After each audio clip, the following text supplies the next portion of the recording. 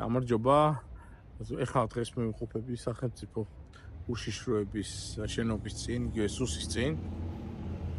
დღეს შევიტანე განცხადება საჩივარი თანდათული მტკიცებულებებით ერთ-ერთ ადამიანს ღირსეულ კაცს ვიცავ, რომელიც თავის სამსახურის უფროს არის გადაკიდებული, ესე ვთქვათ, და ყალბი მტკიცებულებებით უჩივლა მის დაქვემდებარებაში მყოფ ორგანოში.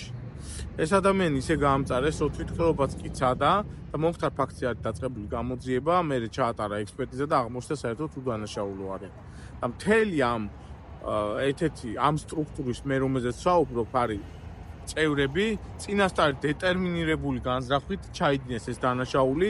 მომხდარი ფაქტი არის უმძიმესი დანაშაული. პროკურატურას არაერთხელ მივწერეთ, პროკურატურა ამ უწყების თანამშრომლებს ასე ვთქვათ, ხარველობს.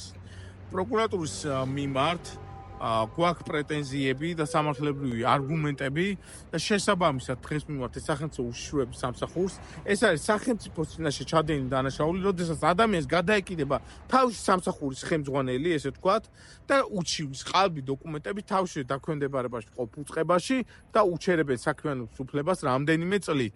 ეს არის სახელმწიფოს წინაშე ჩადენილი დანაშაული, რომელიც უმკაცრესად უნდა იქნეს დასჯილი და აღკვეთილი. მადლობა ყურადღებისთვის. ეს არის სახელმწიფოს ღალატი და ვითხოვ ამ ფაქტზე სახელმწიფომ შეისწავლოს და დანაშაული პირები დასაჯოს.